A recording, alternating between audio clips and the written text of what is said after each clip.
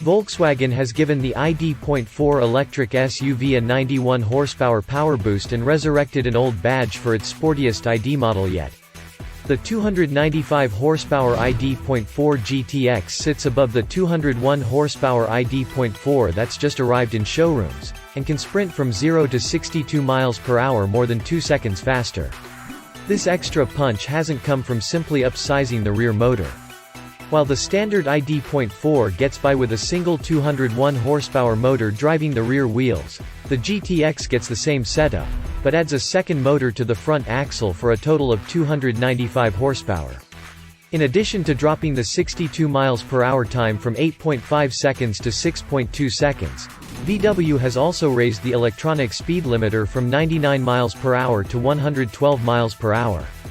Neither of those figures is going to give a Golf R sleepless nights, but they do instantly answer one of our biggest ID.4 gripes. It's big on sensible, but short on sizzle next to rivals like the Ford Mustang Mach-E and Tesla Model Y entry-level ID.4s in some markets get a 58 kWh battery, but the GTX comes with the 77 kWh pack that's fitted to all ID.4s sold in North America. While the standard ID.4 is rated at 310 miles on the European WLTP cycle, the heavier, though again, VW doesn't say by how much, GTX can only manage 298 miles. The GTX still charges at the same 125 kilowatts rate as the standard 201 horsepower car, which isn't as fast as some of the most advanced electric cars like the Porsche Taycan or Hyundai's new Ioniq 5. But VW says it's still speedy enough to add 186 driving miles in around 30 minutes. Does the GTX badge sound familiar? VW has used it before on various models in different markets over the last 40 years, including the MK2 Scirocco Coupe. From now on it will be used only on sporty versions of VW's ID electric cars, but maybe not the outright sportiest. We hear Volkswagen could be working on an ID.4R. The GTX gets VW's IQ light LED matrix headlights as standard, plus a gloss black spoiler and intake grills.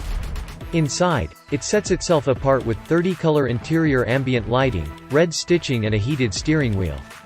It also rolls on 20-inch wheels as standard, but can be upgraded to 21s. But we'd suggest you consider ticking some other options while you're there selecting the bigger rims.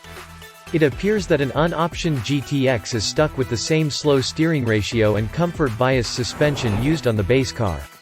But go for the sports package and you get 15 mm lower suspension and progressive steering, whose ratio gets faster the more lock you apply, just like on a Golf GTI. Want the extra poise but worried about ruining the ride comfort? Sports Plus adds DCC adaptive dampers. US and UK prices for the ID.4 GTX haven't been revealed, but in Germany it costs $60,623 before government grants, making it around $7,200 more expensive than the Pro, the most affordable single-motor ID.4.